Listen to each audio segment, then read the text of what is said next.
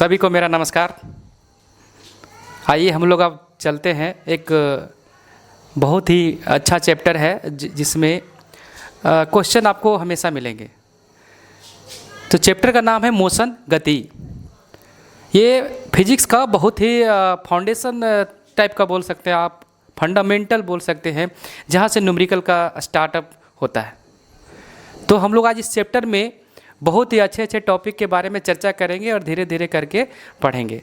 आइए सबसे पहले हम लोग जानते हैं मोशन के अंदर विराम, रेस्ट क्या है, विराम क्या है, इसके बारे में हम लोग सबसे पहले चर्चा करेंगे। विराम, रेस्ट के बारे में हम लोग चर्चा करेंगे, पढ़ेंगे, बढ़िया से आराम से चलते रहेंगे। बहुत सारे स्टूडेंट्स का कमेंट आ रहा था कि सर लाइट की वजह से आपका फेस और भी काला दिख रहा है। सर काला दिखेगा, काला है तो काला ही दिखेगा, कोई बात नहीं इसमें, लेकिन हमारा जो कंसेप्ट होगा सर बहुत ही गोरा होगा। कंसेप्ट में आपको कोई प्रॉब्लम नहीं आएगा, कंसेप्ट आपको बेहतरीन मिलेगा। आप थ्योरी अगर बढ़िया से पढ़ते हैं तो न्यूमेरिकल में कोई झंझट आने वाला है नहीं, न्यूमेरिकल बहुत ही आसानी से बन के निकल जाएगा। और हम लोग का मेन मोटो है, मेन हम लोग का जो मकसद है वो हम लोग का है कि कंसेप्ट हम लोग बना लेंगे सर, उसके बाद हम लोग क्वेश्चन की ओर चलेंगे। पहले हम लोग इसका जो भी है थ्योरी मोशन का कर लेते हैं और उसके बाद बीच में कुछ न्यूमेरिकल आएगा, लेकिन एक स्पेशल क्लास ही न्यूमेरिकल का होगा जिसमें हर प्रकार का क्वेश्चन आपको कवर करके दिया जाएगा। तो सबसे पहले कंसेप्ट जानेंगे, छोटा छोटा कंसेप्ट ही जा करके हम लोग को क्या कर लेता है सर, न्यूमेरिकल में जाके रोक लेता है। छोटा चीज़ को हम लोग छोटा में नहीं आकेंगे, आराम से उसको पढ़ेंगे, बढ़िया से इसको कवर करेंगे, कोई समस्या आने का जो खतरा है वो नहीं रहेगा। तो विराम में सबसे पहले पढ़ते हैं सर, विराम में पढ़ते हैं, पहले थ्योरी पढ़ा देते हैं आपको। जितना हमारा पीडीएफ में है आपको टेलीग्राम लिंक के थ्रू आपको मिल जाएगा। अभी बस सर स्टार्ट है, थोड़ा सा टाइम लगेगा विद्यार्थीगण, अभी थोड़ा सा समय लग रहा है, हर चीज़ को एक नए सिरे से करना पड़ रहा है। धीरे धीरे सब सेटअप कर देंगे आपका, और पीडीएफ भी बन चुका है बहुत सारा चैप्टर का, और हाथ से लिख करके देना पड़ता है। आप लोग के लिए नोट बना देते हैं, आपको कोई पैसा नहीं देना होगा, फ्री में आपको मिलेगा। आप बस समझें, यहाँ पर इस मेमोरी में डाउनलोड करें बढ़िया से, अच्छे तरीक़ा से, ताकि आप एग्ज़ाम में आपको कोई हेजिटेशन नहीं आए। चलिए हम लोग शुरू करते हैं। व्हाट इज़ रेस्ट, विराम क्या है। विराम क्या है सर, सबसे पहले बात करेंगे विराम क्या है। तो इसमें क्या होता है, विराम से ये स्पष्ट हो रहा है कि कोई भी वस्तु जो है अपनी स्थिति को बना के रखता है एक ही पॉइंट पर, एक ही बिंदु पर, एक ही जगह पर। फॉर एग्जाम्पल के लिए अगर कोई वस्तु है, मान लीजिए ये वस्तु है हमारा ए बिंदु पर, बिंदु ए पर, और समय के साथ इस वस्तु में कोई परिवर्तन नहीं आया, समय के साथ इस वस्तु में कोई परिवर्तन नहीं आ रहा है, तो कैसे पता चलेगा सर परिवर्तन आया कि नहीं आया। तो तुलना करेंगे सर दूसरा वस्तु से। जैसे हम अभी पढ़ा रहे हैं और हम अभी मूवमेंट ले रहे हैं, देखिए सर गति में है, लेकिन ये वस्तु अगर ये ब्लैक बोर्ड का, ये हमारा बोर्ड जो है सामने जो दिख रहा है ये इतना बड़ा जिसमें हम लिख रहे हैं, ये विराम की अवस्था में है। क्यों? क्योंकि समय चल रहा है, 1 सेकेंड, 2 सेकेंड, 3 सेकेंड, 4 सेकेंड बढ़ रहा है, लेकिन ये अपनी स्थिति अपना एक ही जगह बना करके रखा है। परिभाषा बोलता है विराम का कि यदि कोई वस्तु की स्थिति समय के साथ परिवर्तन नहीं हो अन्य वस्तुओं की तुलना में, उसको हम बोलेंगे कि वस्तु जो है विराम में है। समय का ध्यान रखेंगे, एकदम समय का ध्यान रखना होगा। समय बीत जा रहा है लेकिन ये वस्तु की स्थिति जो है यहीं पर है, इसको बोलेंगे वस्तु रेस्ट में है, ये वस्तु रेस्ट में है। लेकिन जब गति का चर्चा होगा, जब हम लोग गति का चर्चा होगा कि गति क्या है, गति के बारे में बात करेंगे, मतलब कोई भी मूवमेंट ले रहा है, गति के बारे में अगर बात करते हैं तो ये वस्तु मान लीजिए ये है, और समय के साथ, कुछ समय के साथ, टी समय के बाद ये वस्तु आ जाता है बी पर, बिंदु बी पर चला गया, वस्तु बी पर चला गया, तो हम बोलेंगे कि वस्तु ए से बी तक जाने में कुछ समय ले रहा है। मान लीजिए टी लिया, टी मतलब 1 सेकेंड, 2 सेकेंड, कुछ भी समय हो सकता है, तो समय टी लिया। तो इस वस्तु की स्थिति में सबसे पहले क्या आया, ये अवस्था जो यहाँ 1 नंबर पर था, बिंदु ए नंबर पर था, वो चला गया बिंदु बी पर, वस्तु चला गया बिंदु बी पर। तो हम बोलेंगे कि अवस्था में परिवर्तन आया, स्थिति में परिवर्तन आया, पोजीशन में चेंजिंग लाया। कब? टाइम के रिस्पेक्ट में समय लगा, तो ये वस्तु को बोलेंगे कि गति में है। फिर चलते रहा है सर, चल रहा है, तो वस्तु बोलेंगे कि गति में है। फॉर एग्जाम्पल जैसे हम अभी यहाँ पर हम बिंदु ए पर है, मान लीजिए बिंदु ए पर है, हम चल रहे, देखिए सर समय लग रहा है, हम आ गए बिंदु बी पर आ गए, और बिंदु बी पर जब ए से बी तक आए तो उस समय हमको समय लगा, 1 सेकंड लगा होगा, 2 सेकंड लगा होगा। यही बोलता है कि वस्तु जब ए से बी तक गया उस समय लगा टी। ये जो अवस्था परिवर्तन लाया समय के साथ में, इसी को बोलेंगे हम लोग कि वस्तु जो है गति में है। फॉर एग्जाम्पल के लिए जैसे कि आप अभी यहाँ पर पढ़ाई कर रहे हैं, आप बैठ के विराम की अवस्था में है, आपके तुलना में हम जो है देखिए गति में है, आपके तुलना में हम गति में है। तो तुलना करते हैं सर, दूसरा से तुलना किया जाता है, किसी भी चीज़ का तुलना किया जाता है कि वो कैसा है, ये कैसा है। तो वस्तु गति में है तो कैसे पता चलेगा? पता चलेगा तुलना करके। तो परिभाषा बोलता है, इसका स्टेटमेंट बोलता है, यदि किसी वस्तु की स्थिति समय के साथ परिवर्तन आ जाए अन्य वस्तुओं की तुलना में, उसको बोलेंगे कि वस्तु जो है गति में है। जैसे हम अभी देखिए गति में है। ये हमारा हो गया विराम और गति का कंसेप्ट। अब हम लोग आगे चलते हैं और आगे पढ़ते हैं, हम लोग जा कर के बढ़िया से कवर करते जाएंगे, चिंता की बात नहीं है, अच्छा लगेगा। अब हम लोग विराम और गति के बाद चलेंगे दूरी, डिस्टेंस, दूरी का बात करेंगे हम लोग। डिस्टेंस, दूरी क्या है? दूरी बोलता है कि किसी भी वस्तु के द्वारा वास्तविक मार्ग की लंबाई को जो प्राप्त किया उसको बोलेंगे दूरी। जैसे एक वस्तु यहाँ से ए से चला बी तक गया और बी तक जाकर के अगर रुक गया, मान लीजिए तो ए से बी तक गया, ए से बी तक गया, तो इसका दूरी का बात करेंगे तो ये भी हो गया। कैसे हो गया? वास्तविक मार्ग, वास्तविक रास्ता, वास्तविक ओरिजिनल पाथ को जो कवर कर रहा है उसको बोलते हैं दूरी।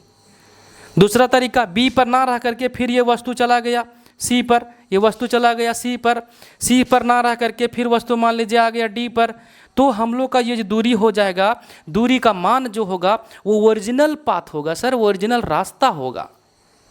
दूरी का परिभाषा यही बोलता है, किसी भी वस्तु के द्वारा तय की गई वास्तविक मार्ग की लंबाई को दूरी कहते हैं। वास्तविक मार्ग की लंबाई, याद रखेंगे इसको, वास्तविक ओरिजिनल पाथ, वास्तविक। तो कहाँ कहाँ से वस्तु चल रहा है? ए से चला बी तक गया, मान लीजिए 2 मीटर का दूरी तय किया, बी से सी गया, मान लीजिए ये भी 2 मीटर का तय किया, सी से डी गया, ये 1 मीटर का दूरी तय किया। इस कंडीशन में सर दूरी क्या बनेगा?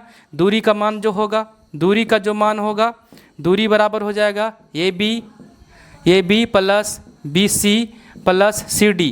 तो मान हो जाएगा 2 मीटर प्लस 1 मीटर, 2 मीटर है ये भी, प्लस 1 मीटर, और हमारा हो जाएगा टोटली 2 2 4 और 5 मीटर।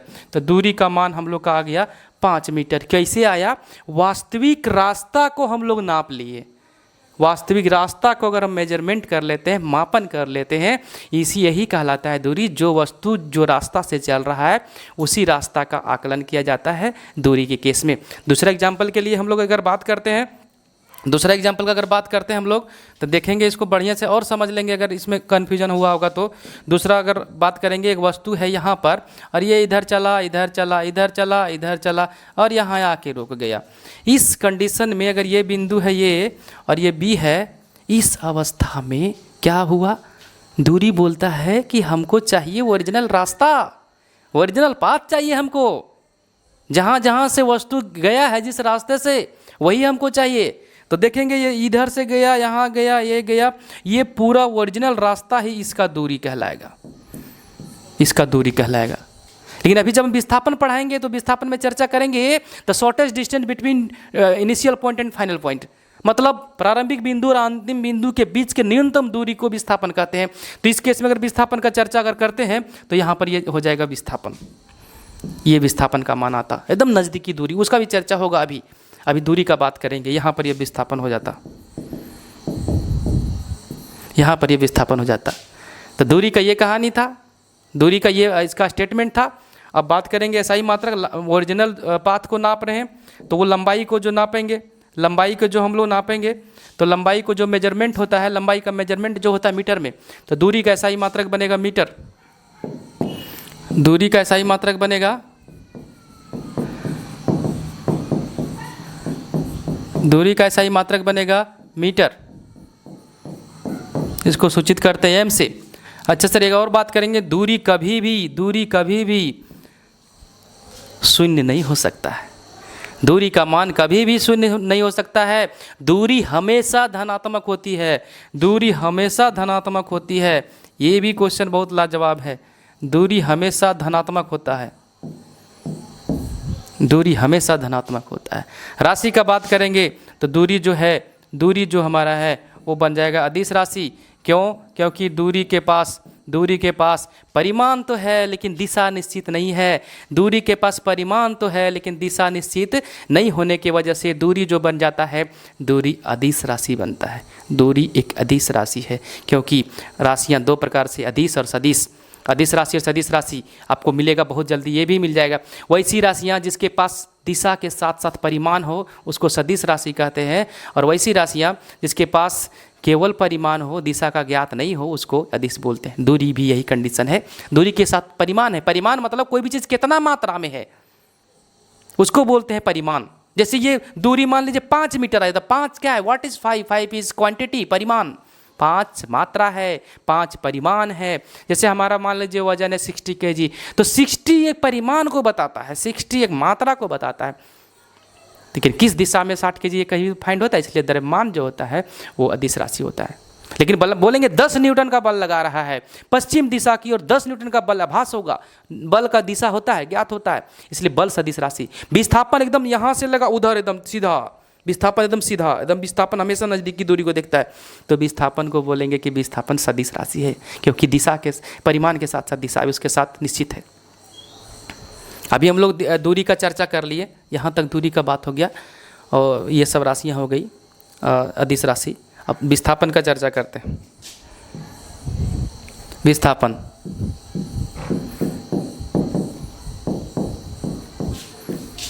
डिस्प्लेसमेंट,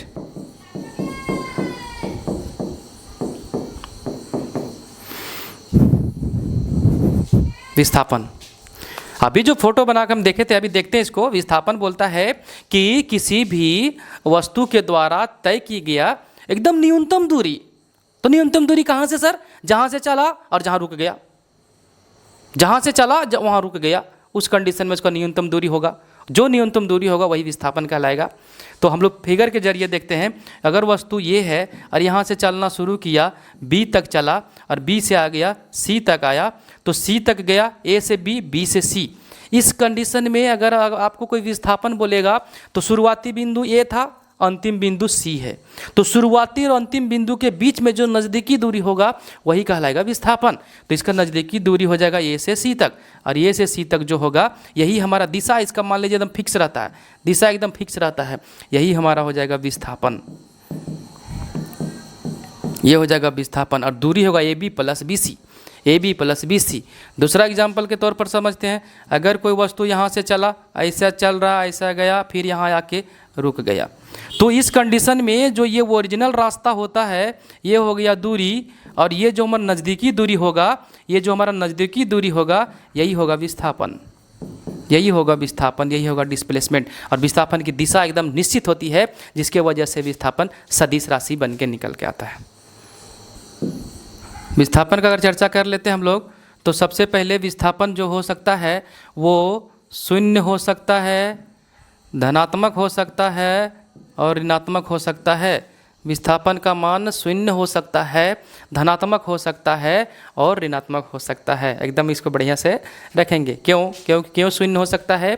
क्योंकि अगर कोई वस्तु जहाँ से चला और वहीं फिर वापस आ जाता है, उस कंडीशन में विस्थापन शून्य हो सकता है। फॉर एग्जांपल के लिए, अगर ये वस्तु ये है और चलना शुरू किया बी तक गया सर, बी तक आया, वस्तु बी तक गया, तो वस्तु बी तक गया और यहाँ से बी तक पहुँचा, और बी जाने के बाद क्या हुआ, वस्तु फिर यहाँ पर रिटर्न आ गया। वस्तु ए से गया बी तक और बी से फिर आ गया ए पर। तो इस समय जहाँ से आरंभिक बिंदु था वही अंतिम बिंदु हो गया। उस कंडीशन में बोलेंगे विस्थापन कितना हुआ? शून्य हुआ, क्योंकि उसके पास तो जहाँ से चला वहीं आ गया, तो नाप मेजरमेंट के लिए कुछ बचा ही नहीं उसके पास। तो ये कहानी मेरा इसमें विस्थापन का केस आता है। दूसरा अगर चर्चा कर लेते हैं हम लोग, दूसरा एग्जाम्पल के थ्रू, जैसे ये वस्तु जो है यहाँ से चला, मान लीजिए ये गया और फिर यहाँ पर आया, ए से बी गया, बी से सी गया और सी से फिर ए तक आ गया रिटर्न। तो इस कंडीशन में भी जो विस्थापन होगा, इस कंडीशन में भी जो विस्थापन हो गया उस समय 0 हो जाएगा। क्यों? क्योंकि आरंभिक बिंदु और अंतिम बिंदु एक ही बिंदु पर हो गया, एक ही पोजीशन बन गया। तो लेकिन दूरी का मान होगा A B plus B C यानी ए सी दूरी होगा। दूरी कभी भी शून्य नहीं हो सकता है, दूरी का मान हमेशा पॉजिटिव में देगा, इसको ध्यान रखेंगे।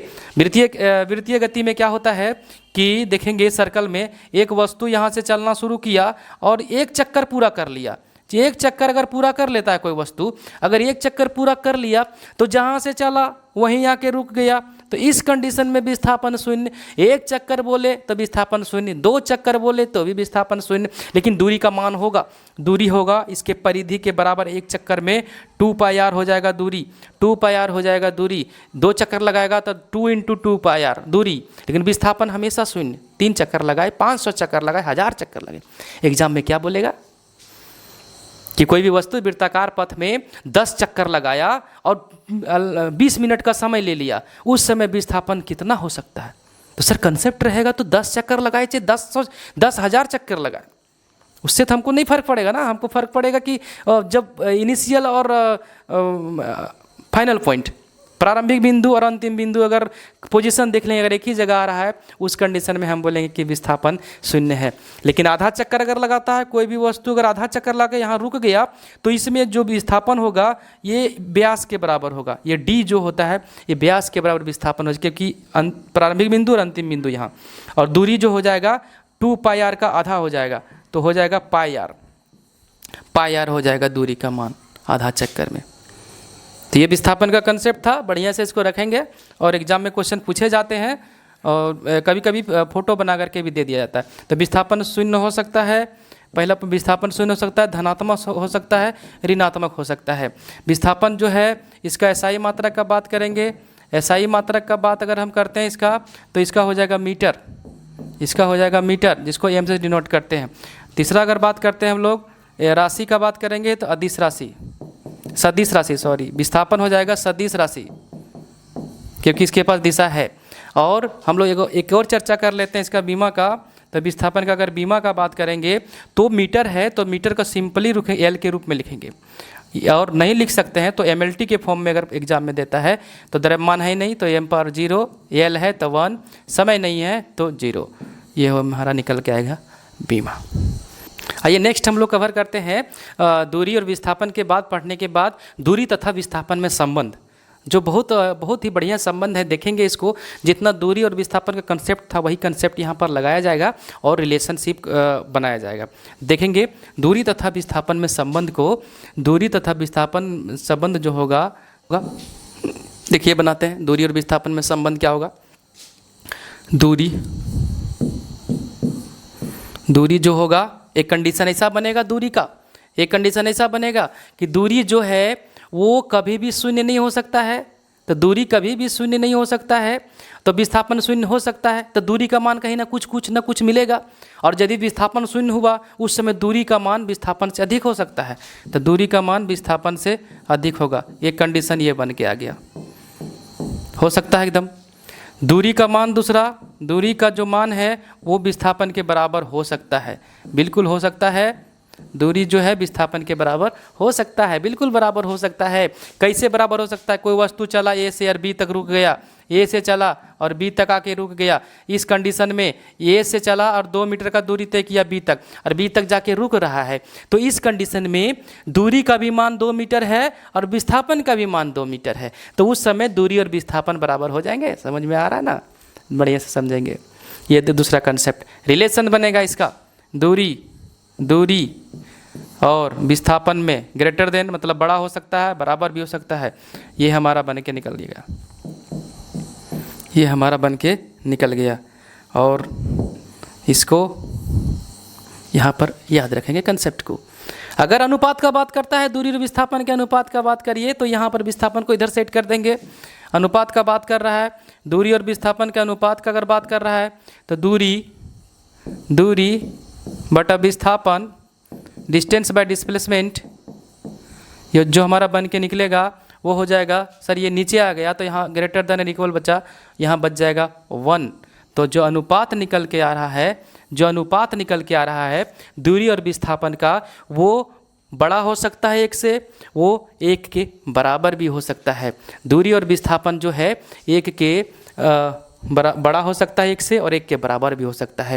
लेकिन एग्जाम में क्या कर देगा ना, एग्जाम में क्या कर देगा विद्यार्थीगण, क्वेश्चन को पलटने के लिए या उल्टा करने के लिए उसके पास बहुत सारा ऑप्शन है। हम लोग ये कंसेप्ट को लेंगे तो क्वेश्चन क्या करेगा, विस्थापन को पहले कर देता है। तो विस्थापन को अगर ऊपर कर दिया, यहाँ पर अगर विस्थापन को ऊपर कर दिया तो इस कंडीशन में रिलेशन जो है उल्टा हो जाएगा। इस कंडीशन में रिलेशन उल्टा हो जाएगा। ये बन जाएगा हमारा, ये बन जाएगा विस्थापन बटा दूरी लेस देन और इक्वल टू 1। विस्थापन और दूरी का अनुपात 1 से कम हो सकता है, 1 के बराबर भी हो सकता है। इसको बढ़िया से रखेंगे, कंसेप्ट का बात है ये, रटना इसमें मना है, रटना मना है, फिजिक्स बोलता है रटना मना है। बढ़िया से पढ़िए, आपके लिए हम हमेशा तत्पर है। और सभी कॉम्पिटिटिव एग्जाम में साइंस का भूमिका अब आ रहा है, और रेलवे में तो बहुत सा जोर शोर से इसका है, तो ध्यान रखेंगे, बढ़िया से पढ़िए। ये रिलेशन हमारा दूरी विस्थापन का बना। चलिए आगे हम लोग नेक्स्ट टॉपिक कवर करेंगे, चाल। आइए हम लोग अब कवर करते हैं चाल, स्पीड।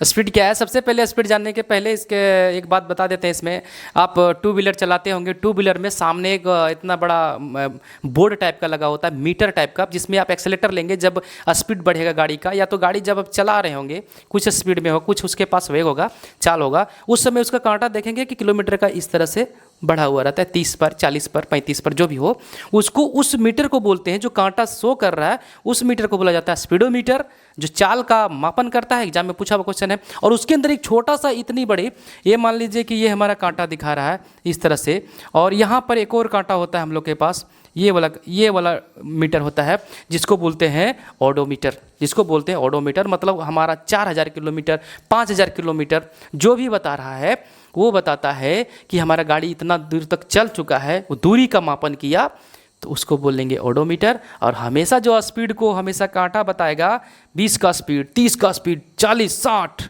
बता रहा है, वो है स्पीडोमीटर।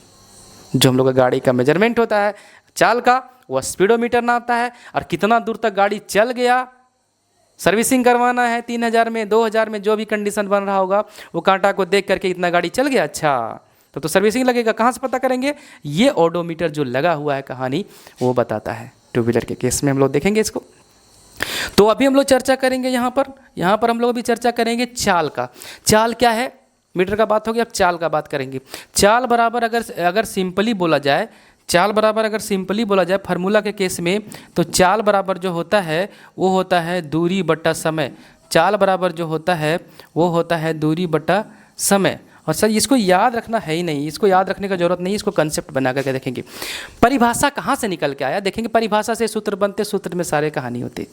जैसे इकाई समय में तय की गई दूरी को, एकांक समय में तय की गई दूरी को क्या कहते हैं सर, चाल कहते हैं। एकांक समय में तय की गई दूरी को चाल कहते हैं। देखेंगे फिगर के थ्रू, एक वस्तु है ए से और चला गया बी तक गया, और मान लीजिए ये जो दूरी तय किया 5 मीटर का दूरी तय किया, और टाइम ले लिया 2 सेकेंड, तो सर ये से बी तक गया 5 मीटर गया, तो समय तो लग गया होगा, समय लग गया 2 सेकेंड। कितना दूरी तय कर लिया, 5 मीटर का, तो 2 सेकेंड में ये जो दूरी तय कर रहा है 5 मीटर का, 2 सेकंड में कितना दूरी किया, 5 मीटर। तो यही बोलता है इकाई समय में कितना दूरी तय करेगा। इकाई समय में तय की गई दूरी को चाल कहते हैं। 2 सेकंड में 5 मीटर का दूरी तय किया, तो 5/2, यही हो गया मेरा चाल, यही हो गया स्पीड, चाल यही हो गया। तो चाल जो है वो बताता है परिभाषा के अनुसार कि कोई भी वस्तु जब अपना दूरी को तय किया तो कितना समय लगा, वही दोनों का अनुपात हमारा बन जाता है चाल। चाल बराबर दूरी बटे समय। इकाई समय में तय की गई दूरी को चाल कहते हैं।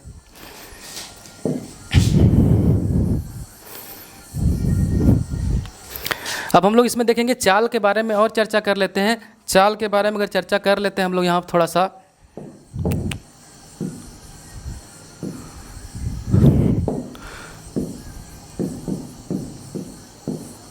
चाल के बारे में और थोड़ा जानते हैं। क्या जो चाल जो है वो चाल जो है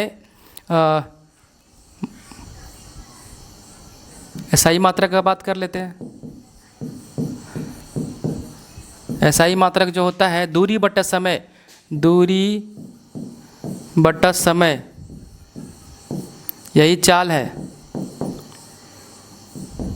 चाल बराबर दूरी बटे समय। तो दूरी मीटर, दूरी का SI मात्रक मीटर प्रति सेकंड, तो बन के निकलता है मीटर प्रति सेकंड। इसको दूसरा तरीका से सेकंड क्या करेगा, ऊपर लेते जाएगा, सेकंड क्या करेगा ऊपर लेके, नहीं बताएंगे बढ़िया।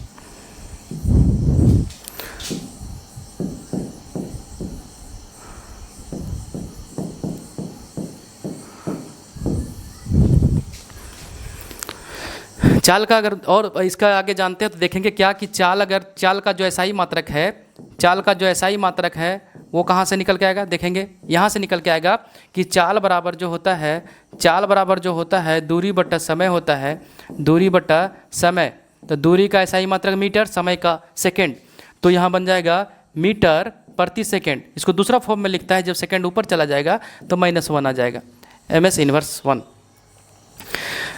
राशि का बात करेंगे, चाल जो राशि है, दूरी तो अपने ही अदिश राशि है, दूरी तो अपने ही अदिश राशि है। जब दूरी अदिश राशि है तो इसका जो बनेगा हमारा राशि जो बनेगा चाल का, क्योंकि दूरी तो मेरा अदिश राशि था, तो दूरी आ रहा है, चाल पकड़ के ला रहा है दूरी को, तो चाल हो जाएगा मेरा अदिश राशि। बीमा का बात करेंगे, बीमा का बात करेंगे तो m है मेरे पास, l बनेगा लंबाई का फॉर्म में, दूरी जो है समय दिया हुआ है -1 बन जाएगा यहाँ पर। और दूसरा रूप में लिखेंगे MLT के फॉर्म में m0 l t-1, ये MLT के फॉर्म में इसका बन गया चाल का कहानी। चाल बराबर दूरी बटे समय, ये हमारा चाल का कंसेप्ट यहाँ पर इतना था।